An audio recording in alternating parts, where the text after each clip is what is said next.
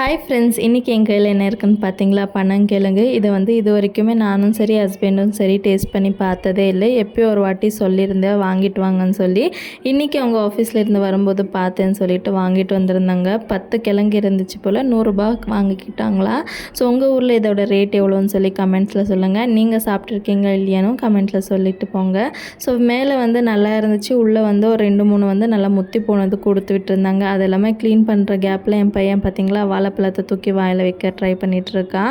So இப்போல்லாம் அவனை ஒரு 2 செகண்ட் கூட ஃப்ரீயாக விட முடியாது. அவனை பார்த்துட்டே இருக்கணும். இல்லை ஏதாவது ஒன்று எடுத்து வாயில் போட்டுக்கிறான்.